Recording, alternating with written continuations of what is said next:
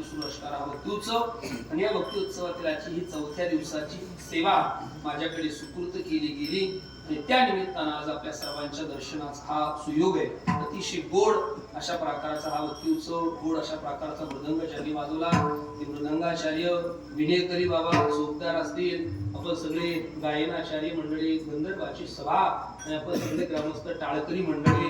माझ्या उजव्या बाजूला लगेच चुकून हरकत नाही, पण उभे राहिले हीच त्यांची मोठी डेअरिंग आहे. त्यांच्या करता जोरात टाळ्या वाजल्या.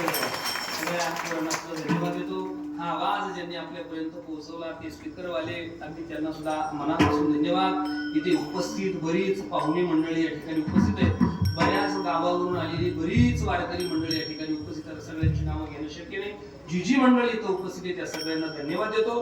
माझ्या उजव्या बाजूला बसलेल्या सगळ्या माझ्या म्हणजे मुख्यमंत्र्याच्या लाडक्या बहिणी, सगळ्या माझ्या माता मावल्या, आपण सुद्धा बहुसंख्येनं उपस्थित राहिला. मी आपल्या सर्वांना धन्यवाद देतो. आणि यंदा या वर्षी तुकोबारायांचा त्रिशतकोत्तर अमृत महोत्सवी वर्ष आहे. यंदा मोठ्या प्रेमानं जन हात आहे त्याने सगळ्यांनी हात वरती घ्यायचे हात आणि तुकोबारायांचं भजन करायचंय. ज्या तुकोबारायांनी या जगाला देवाच्या प्राप्तीचा, आता देवाला शरण जाण्याचा आग्रह धरलाय. हात हात हात हात माझ्याकडे बघा. तुकाराम तुकाराम